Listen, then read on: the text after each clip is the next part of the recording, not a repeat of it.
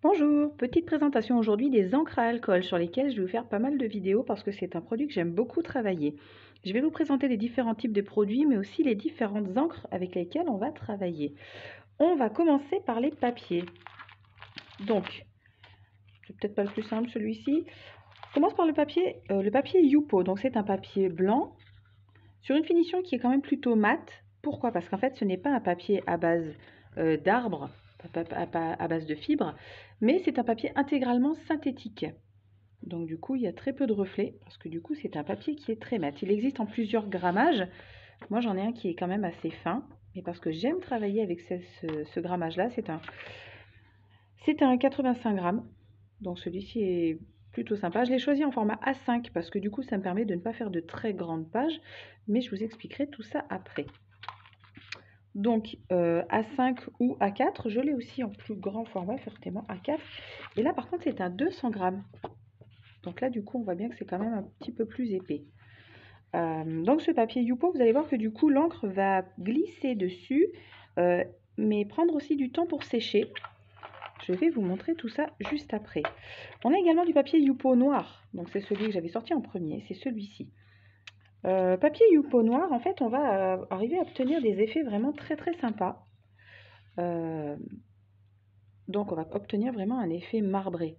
Donc là, du coup, j'ai utilisé sur ce papier Yupo noir, j'ai utilisé donc des encres bleues, violettes et blanches.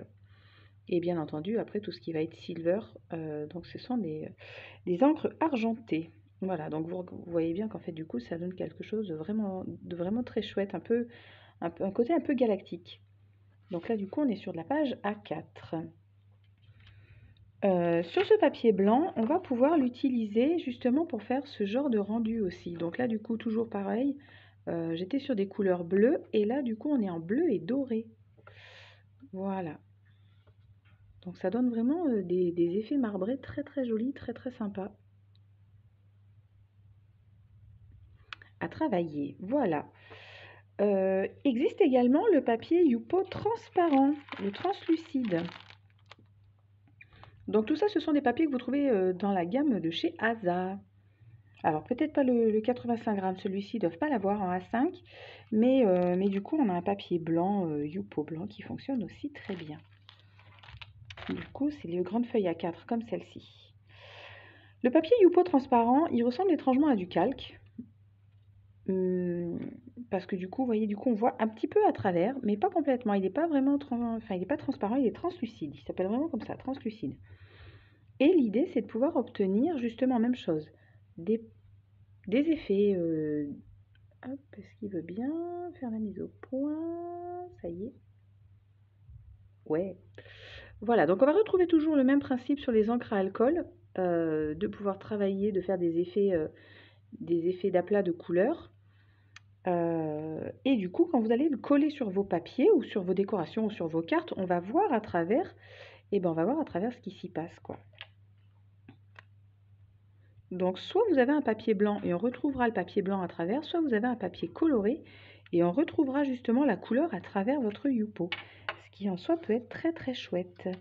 Donc voilà, je vais vous montrer les réalisations. Alors, bon scrappeur et bonne scrappeuse qui se respectent, on garde toujours ces chutes de papier Yupo pour faire plein de découpes et plein de trucs avec.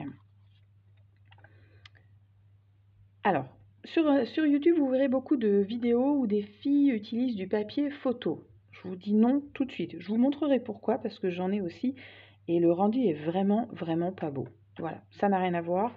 Par rapport à un papier Yupo où les couleurs vont vraiment se mélanger et se disperser, sur un papier photo, ça n'a rien à voir. Après, c'est vraiment aussi une question de rendu. On aime ou on n'aime pas. Mais voilà. Donc du coup, vous pouvez conserver toutes vos chutes. C'est même d'ailleurs fortement conseillé. Pour pouvoir les réutiliser par la suite justement sur vos décors de pages de scrap ou vos cartes ou autres. On peut rajouter également des paillettes. Hop. Donc là, ça c'est du foil que j'ai positionné dessus en fait au moment du séchage. Pas au séchage complet, sinon ça ne tient pas. Il faut que la page soit un petit peu humide, mais du coup ça donne un côté hyper brillant. Et c'est plutôt sympa. Et donc voilà, en fonction des couleurs que vous allez utiliser, vous allez obtenir des effets. Et après, bah, rien ne nous empêche de faire des découpes à la Big Shot pour pouvoir installer tout ça sur vos pages. Et on a parfois des rendus qui sont très chouettes. Voilà, tout est là. Donc du coup, qu'est-ce qu'on utilise pour pouvoir travailler le Yupo? Bien entendu vos encres. Il vous faut également du blender. Sans cet outil-là, vous ne ferez strictement rien. Voilà, il vous faut absolument cet alcool. C'est de l'alcool neutre pour pouvoir en fait mélanger vos encres entre elles.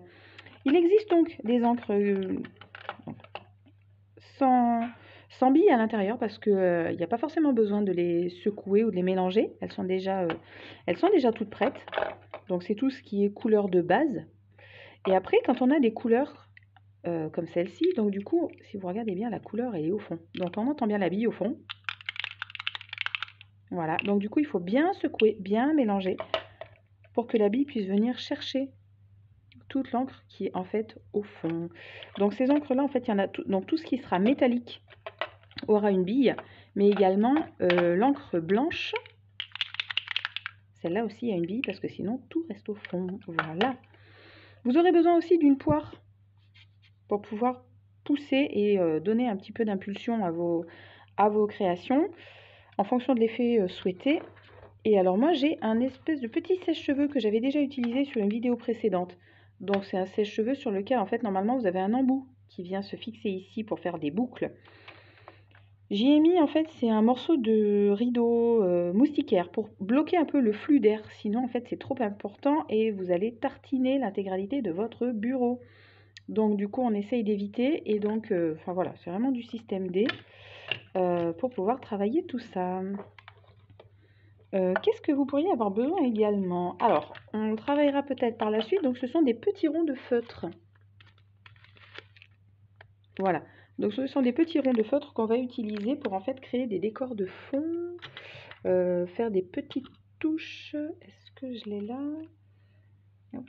Ben, j'en ai quelques-uns, vous voyez là j'avais fait du vert avec. Donc on les jette pas, on les garde parce que de toute façon à partir du moment où on va remettre dessus de l'alcool, en fait ça va de nouveau réactiver la couleur, je vous dirais. Hop, le voilà en fait. Donc ces petits feutres s'utilisent avec ça. Voilà, et donc on va essayer tout ça, je vais vous montrer tout ce qu'on peut faire. Je vous dirai pas que c'est infini, mais on n'en est pas loin. Je vous apprendrai pas à faire des fleurs ou des trucs, ce genre de choses là, mais je serai plutôt moi sur des pages un petit peu marbrées pour vous apprendre à faire des pages, des décors et des fonds qu'on va pouvoir découper par la suite. Voilà, je crois que je vous ai tout montré. Et ben on va passer à la partie technique. C'est parti!